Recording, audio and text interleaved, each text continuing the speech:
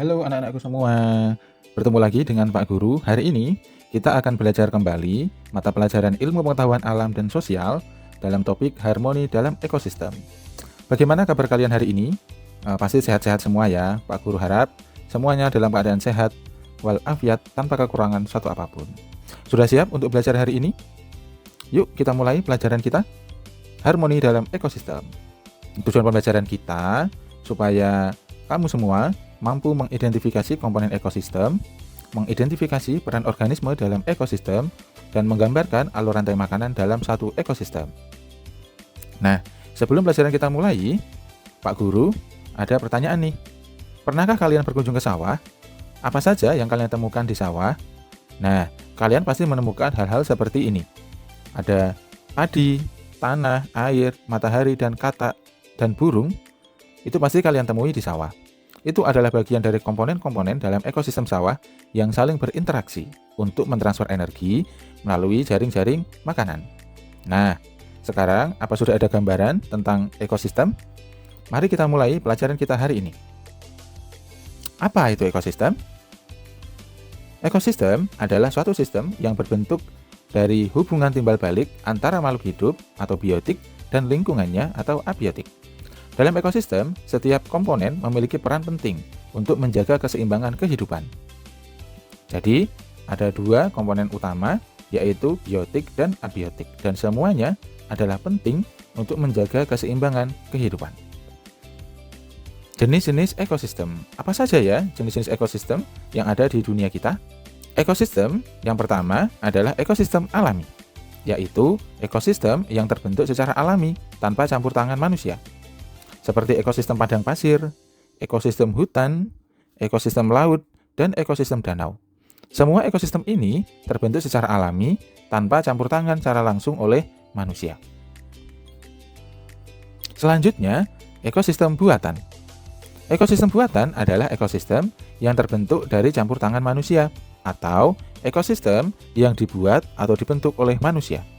Seperti ekosistem akuarium, ekosistem sawah, ekosistem kolam, dan ekosistem taman.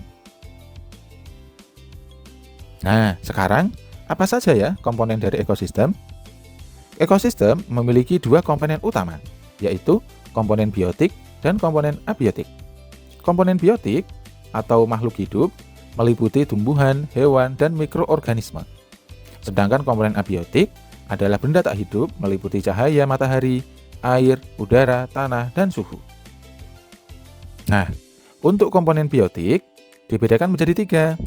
Ada tiga jenis komponen biotik atau makhluk hidup yang ada dalam ekosistem di dunia. Yang pertama adalah individu, yaitu makhluk hidup tunggal. Yang kedua, populasi, adalah sekumpulan makhluk hidup sejenis yang hidup di suatu tempat.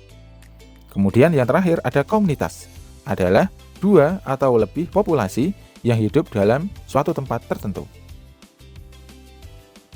Nah, apa saja ya contoh ekosistem di sekitar kita?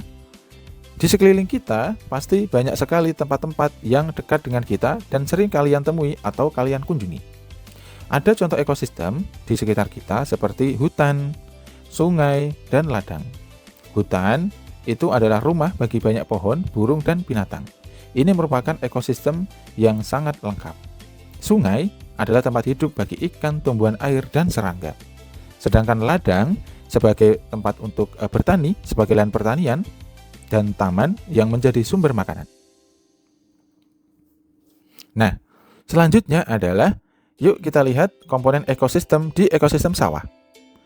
Ada dua komponen utama, yaitu biotik dan abiotik. Untuk komponen biotik, ada padi, rumput, belalang, katak, tikus, ular, cacing, elang, dan termasuk manusia. Kemudian komponen abiotik terdiri atas tanah, air, udara, batu, dan matahari. Kedua komponen utama ini saling berinteraksi membentuk hubungan timbal balik, yaitu ekosistem. Dan selanjutnya akan saling mengalirkan energi atau transfer energi melalui hubungan rantai makanan dan jaring-jaring makanan. Selanjutnya, kita akan masuk ke bagian memakan dan dimakan. Apa itu memakan dan dimakan? Nah, sekarang kita perhatikan. Pada Gambar di layar interaksi dalam ekosistem. Ada tanaman atau produsen, kemudian dimakan oleh konsumen primer atau konsumen tingkat 1, kemudian konsumen tingkat 1 dimakan oleh konsumen tingkat 2, selanjutnya konsumen tingkat 2 dimakan oleh konsumen tingkat 3, dan terakhir dimakan oleh konsumen puncak. Ini adalah bentuk interaksi yang ada di dalam ekosistem yang akan kita jelaskan setelah ini. Apa ya namanya interaksi dalam satu ekosistem yang makan dan dimakan? Nah, ini disebut rantai makanan. Rantai makanan adalah hubungan makan dan dimakan antar makhluk hidup dalam ekosistem untuk mendapatkan energi. Contoh sederhana, seperti rumput sebagai sumber energi utama dimakan oleh kelinci. Kelinci sebagai konsumen 1, selanjutnya dimakan oleh elang sebagai konsumen 2. Kemudian terakhir, dari konsumen 2 adalah pengurai yang bertugas untuk menguraikan sisa-sisa makhluk hidup sebelumnya untuk menjadi unsur hara pendukung dari produsen. Selanjutnya, apa saja ya komponen dalam rantai makanan? Dalam rantai makanan ada 3 komponen utama. Yang pertama adalah produsen, yaitu makhluk hidup yang bisa membuat makanannya sendiri, seperti tumbuhan. Yang kedua adalah konsumen, yaitu makhluk hidup yang memakan makhluk hidup lainnya. Konsumen tingkat 1 disebut herbivora. Konsumen tingkat 2 disebut karnivora. Konsumen tingkat 3 disebut karnivora, puncak atau predator. Selanjutnya adalah pengurai. Apa itu pengurai? Pengurai adalah organisme yang menguraikan sisa makhluk hidup yang mati dan mengembalikan nutrisi ke tanah, seperti jamur, bakteri, dan cacing. Itu adalah 3 komponen utama dalam rantai makanan. Selanjutnya, jaring-jaring makanan. Apa itu jaring-jaring makanan? Jaring-jaring makanan adalah gabungan dari beberapa atau berbagai rantai makanan dalam ekosistem.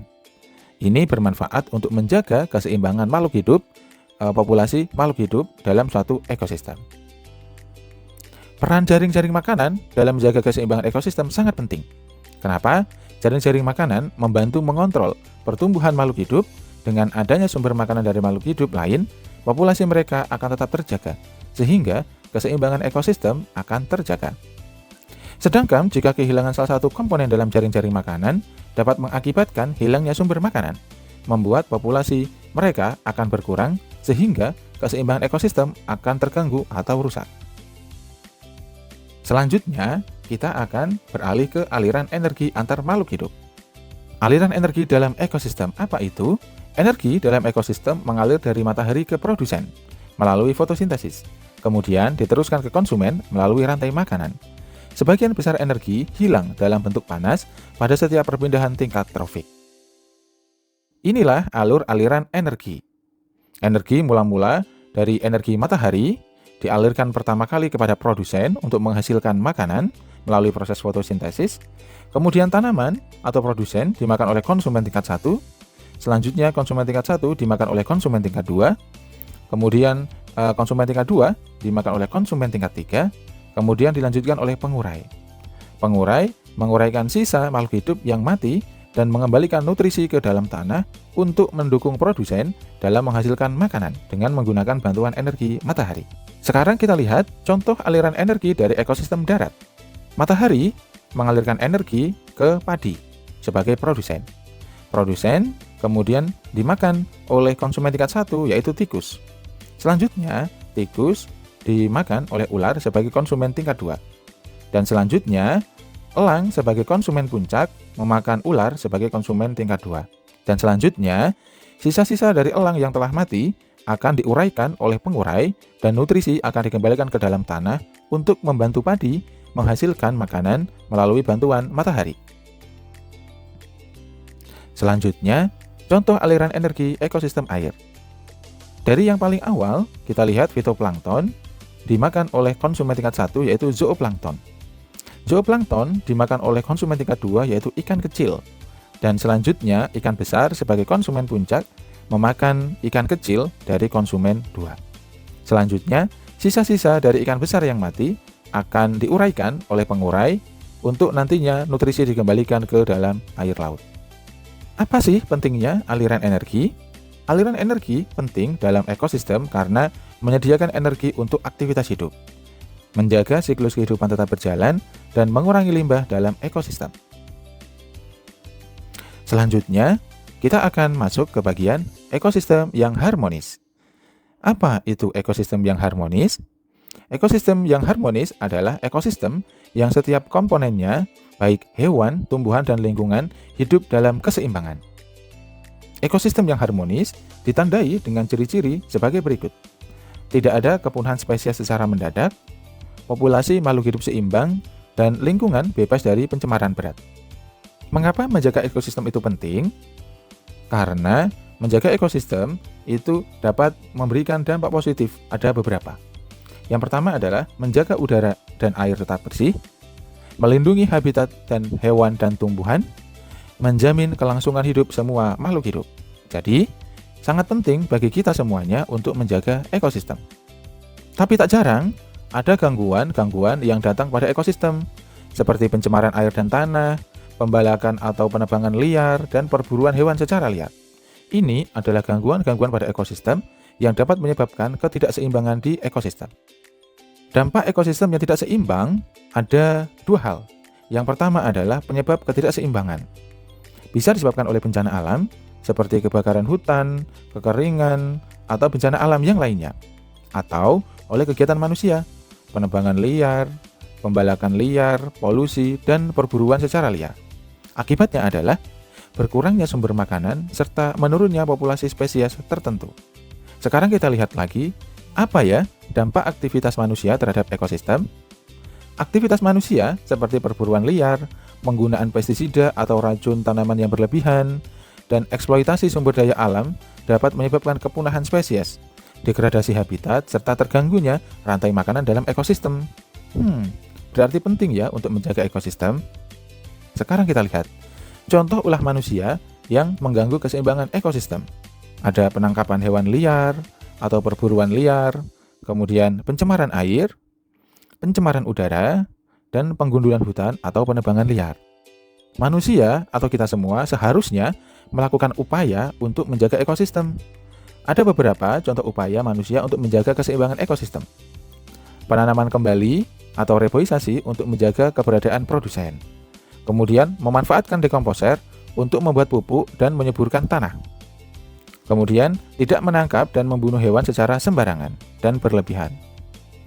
Selanjutnya, mengurangi limbah dan sampah serta membuangnya pada tempat yang tepat. Nah, sekarang apakah kalian sudah paham tentang ekosistem? Pak Guru harap semuanya sudah paham ya untuk materi ekosistem.